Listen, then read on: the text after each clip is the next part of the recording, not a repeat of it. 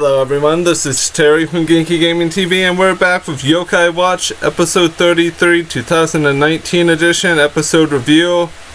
And man guys, this episode was just pretty good. It's not bad, wasn't spectacular. Some stuff was really funny, other stuff was just okay. So let's dive right into it. I'd be at a loss if I didn't mention this, but this series is ending pretty soon. The next Yokai Watch series will start in December on the 27th.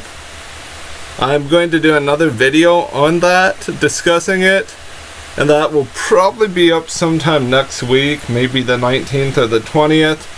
I also want to make an announcement about the Orochi video. It's probably the later part of next week. I think maybe the 21st or 22nd, depending upon when I have time to sit down to actually record it. I've already gathered all of the information I need to do it. I just have to sit down, sit still enough, and not be interrupted. So let's dive into episode review right meow. So this episode starts off with a weird toilet fetish war between Team Squatting Toilet and Team Traditional Western Toilet. This all continues on until we have the arrival of a powerful yokai, Dondordo Wobble Walk, a boss level yokai from the 8th circle of the Infinite Inferno. I have the wiki up, so that was a fun factoid from the wiki. So Wobble Walk was having nothing of their shenanigans about which style of going to the bathroom was better, the squatting toilet or the traditional Western sitting style. So Inaho-san and Keita-kun were pulled into this crazy, kind of silly little war that was going on between two very prominent and amazingly strong yokai. So amazingly strong that they pulled in other yokai like Jimin Ken or Manjimat. Tons of Robanyan clones, Robanyan USA, Robanyan F, and Robanyan Gold, I think? Even Black Diamond Yan made an appearance in this episode. But Wobble Walk swiftly crushed everyone and did not appreciate the QB puns that were to be had during these episodes that American, European, and other audiences typically wouldn't understand. The first part of QB's name, the Q, could possibly be confused for QQD or cucumber, like the Q and the ku sounds can sometimes be mistaken, and that's where all of the QB puns were coming from. Eventually, Nate locked everything down and defeated this powerful yokai with the help of Inaho. Nate channeled his inner Bobobo and used a nose hair punch to defeat Wobble Walk, earning his arc.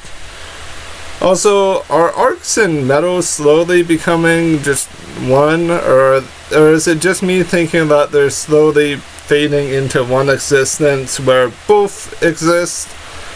But the gimmick for the next series is going to be just so much better.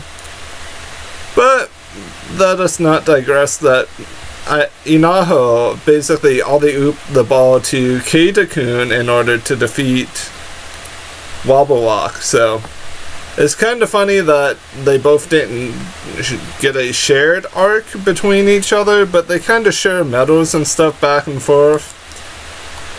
But then everything transitioned to a Inaho themed section of this episode with, I believe it's Snippety Cricket. Yeah, that's the yokai's name, right guys? The green cricket guy with the scissors. But the episode, well, this segment of the episode transitions in where a ton of girls are gathered together talking about their hair, kind of like discussing Oh, I was trying to make sure that my bangs looked good, like trying to really stylize their hair. But then they were starting to kind of complain a little bit about how their hair was not nearly as perfect as another girl. And Aho just kind of let it roll like water off of her back a little bit.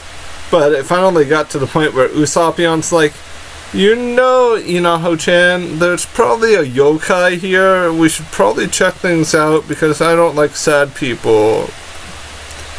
So they checked things out and it was Snippety Cricket.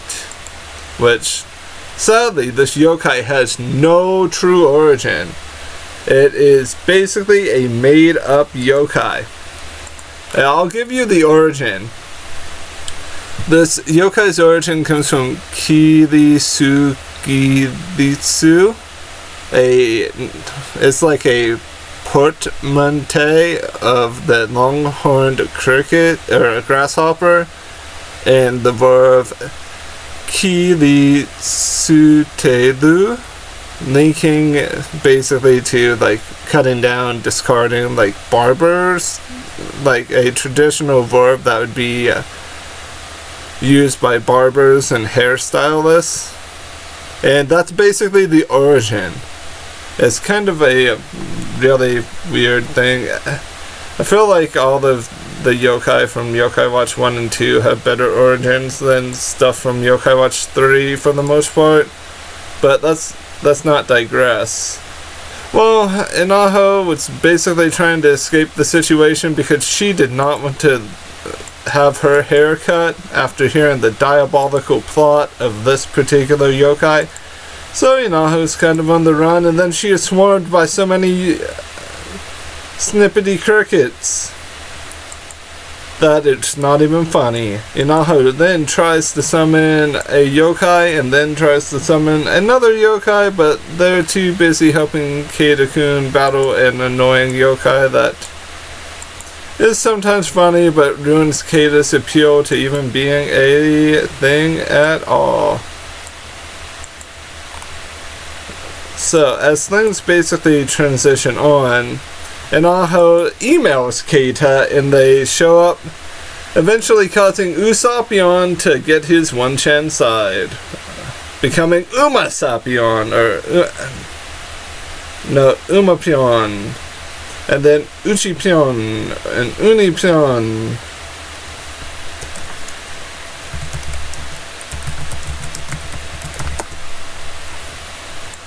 I had to message someone real quick. I do apologize.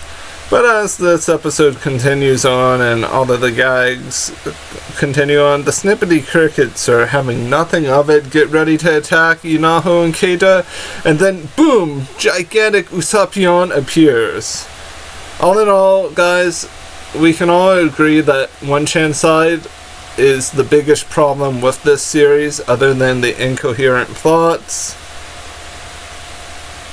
And that brings me to the final point. I'm so happy that the series is ending. The only good things to come out of it is USApyon coming back, Komami actually being real, and some of the yokai showdowns and like some of the little skits that actually flowed really well.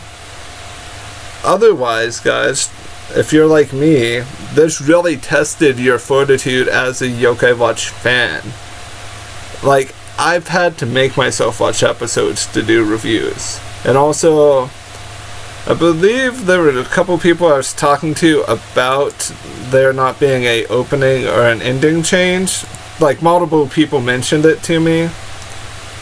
And apparently it's because we're getting that new series soon. So, I had imagined that we would get a new opening or ending within like 5 to 10 episodes tops, but we don't need one because Hino-sama notices that this series, minus the point of time that Inaho joined us and the Black Diamond Neon stuff and a couple other things, he's like, yeah, I know that we are stalling for time, so let's help these reviewers and people out by ending it soon so we can start something brilliant, hopefully. And I would be remiss if we didn't talk about the Coma 4chan. where Koma-san just kept saying Zura, Zura, Zura, Zura, Zura, causing every guy's hair to just jump off of his head. And then that's the Koma 4-com. And then we transition into the Songoshi part of the episode, which really isn't much. Just USApyon making everyone and everything mad by trying to kill a wishing star or a baby star in order to take down Whisper, who is then enraged after USApyon shoots down the baby star that lights stuff on fire. It's bad news bears for USApyon, or bad news otters. But yeah, episode wasn't horrible, it wasn't spectacular, it's kind of in the middle. Like, I didn't hate watching it, I didn't feel forced into watching it, and I don't regret my time spent watching it. But some of those early episodes really tested my fortitude and my compassion for the franchise as a whole. And I'm just delighted that we'll be transitioning to something new and fresh. And maybe Inaho and Keita-kun will be in that. I don't really know. I think it's just focused on Jiba Junpei and his friends. Either way, it should be hopefully a lot better than some of the gags that we have experienced here. Because, wow, some of the stuff was really trying. And I know Shadowside had a couple really bad jokes in itself, but no, nothing compares to Nate almost pooping himself in front of Katie, because that just ruined me. That ruined his credibility entirely. You guys have to admit that. I had high hopes for this when I heard that this was going to be what was going on with the series, but I am so delighted that we'll be moving on to something fresh and new. I hope you guys have a great rest of your day. Stay positive and may blessings come your way. Bye bye for now.